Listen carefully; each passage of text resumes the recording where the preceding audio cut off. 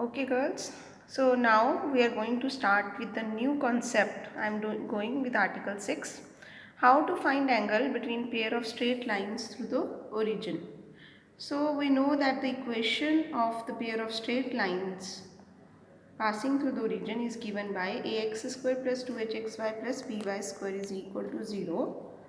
So now what we want? We want to find the angle between the lines represented by this equation. So before doing this article, let us revise that if we have two straight lines with slopes m1 and m2, then angle between the lines is given by tangent theta is equal to m1 minus m2 over 1 plus m1 m2. So ये जो formula है ये आप पहले करके आए हो अपनी प्रीवियस क्लासेस में. सो ये फॉर्मूला आपको पता है. Now ax square plus 2hxy plus by square equal to 0 is the equation of the pair of straight lines passing through the origin. So हमने ले ली उनकी separate equation suppose कर ली हैं. Let y is equal to m1x and y is equal to m2x be the equation of the lines represented by equation number 1. So that हमें पता है कि m1 plus m2 की वैल्यू हो जाएगी -2h over b और m1 into m2 की value हो जाएगी a ओवर b. ये कैसे पता है हमने?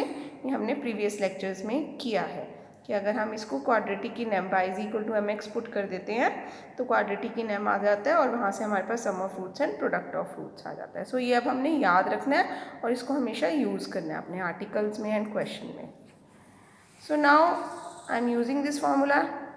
Tangent theta is equal to m1 minus m2 over 1 plus m1 m2.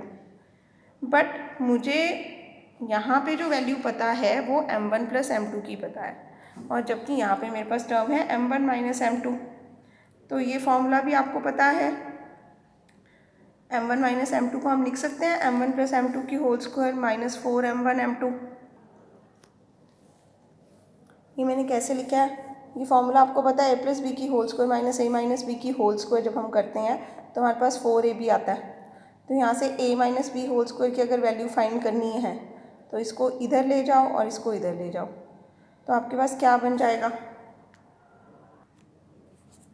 आपके पास हो जाएगा a प्लस बी की whole square minus 4ab is equal to a minus b की होल स्क्वायर. सो ये वाला रिजल्ट यहाँ पे यूज़ किया है. So m1 minus m2 can be written as m1 plus m2 की whole square minus 4m1 m2 का under root. सो ये रिजल्ट यहाँ पे हमने यूज़ कर लिया ओवर 1 प्लस m1 m2. तो ऐसा हमने इसीलिए किया है क्योंकि हमें m1 प्लस m2 की वैल्यू पता है यहाँ से -2h ओवर b और m1 इंटू m2 की वैल्यू पता है a ओवर b. सो ये वैल्यूज़ जब हम यहाँ पे पुट करेंगे 4h square over b square minus 4a over b over 1 plus a over b. So under root यहाँ पे बी स्क्वायर एलसीएम लोगे आप तो अंडर रूट के बाहर बी आएगा. नीचे बी एलसीएम लोगे तो ए प्लस बी आएगा तो वो बी कैंसिल हो गया. यहाँ से 2 कॉमन आ रहा है. So this is the answer. So ये फॉर्मूला हमने याद रखना है that angle between the pair of straight lines represented by the equation ax square plus 2hxy plus by square equal to 0 is given by tangent theta is equal to 2 under root h square minus ab over a plus b. Plus minus का यहाँ पे ये role है कि जब हम angle between the lines निकालते हैं तो एक एंगल ये थीटा है तो दूसरा एंगल जो है वो डेफिनेटली 180 माइनस थीटा होगा. एक एक्यूट एंगल है दूसरा ऑब्ट्यूस एंगल होगा. तो आपको पता है जो टेंजेंट थीटा है वो फर्स्ट क्वाड्रेंट में पॉजिटिव होता है सेकंड क्वाड्रेंट में नेगेटिव होता है. इसीलिए यहाँ पे टेंजेंट थीटा की प्लस और माइनस 2 वैल्यूज़ आ रही हैं. तो जब भी आपको एंगल बिटवीन द लाइंस आएगा अपने फॉर्मूला में हमेशा प्लस माइनस दोनों टर्म्स लिखनी है.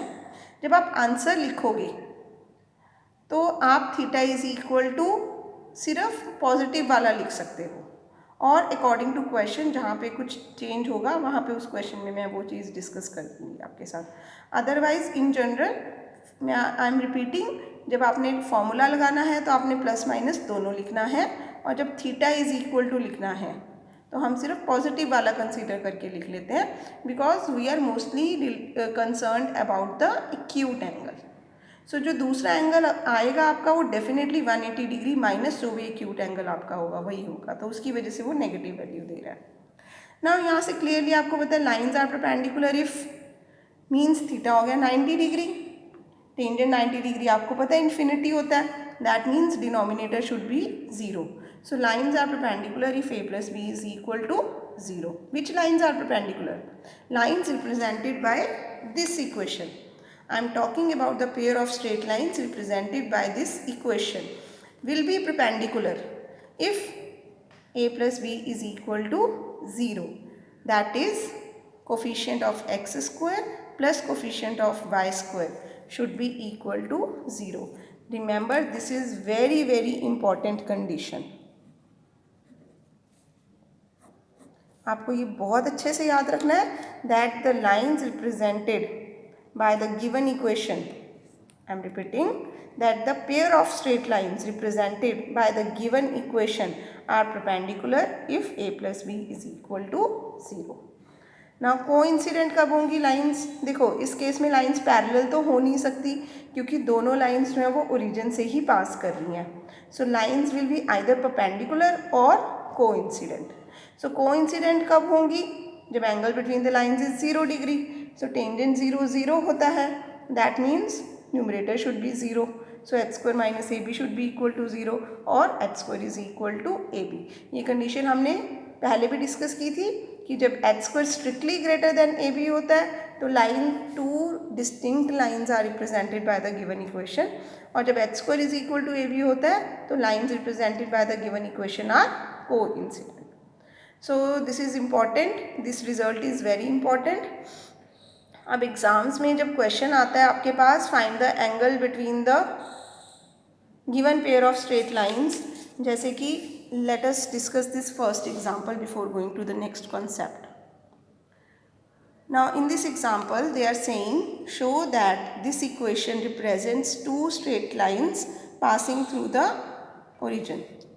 सो ऑलवेज रिमेंबर, अगर किसी क्वेश्चन का एक से ज़्यादा पार्ट है तो हम जो सॉल्यूशन करेंगे that will be according to the question. Question में जो पार्ट पहले पूछा गया है उसको पहले सॉल्व करना है, जो बाद में पूछा गया है उसको बाद में सॉल्व करना है.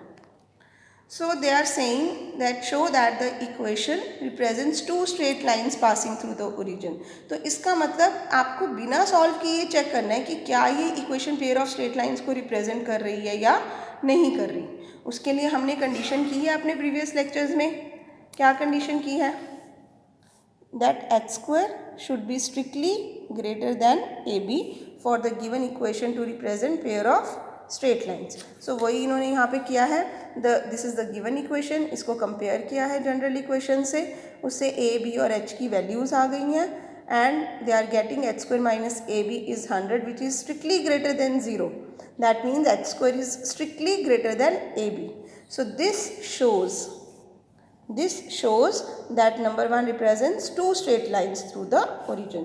तो यहाँ तक जो आपका सॉल्यूशन है वो फर्स्ट पार्ट का सॉल्यूशन है. Now the second part says find their separate equation. So separate equation find करने के लिए हम इस गिवन इक्वेशन को आइदर क्वाड्रेटिक इन x और क्वाड्रेटिक इन y कुछ भी कंसीडर कर सकते हैं. इन्होंने क्वाड्रेटिक इन x कंसीडर किया है.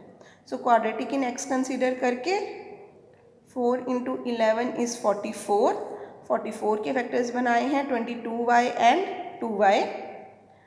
सो ये फैक्टराइजेशन करके they are getting these two factors. Hence the separate equations of the lines are 2x minus y is equal to 0 and 2x minus 11y is equal to 0.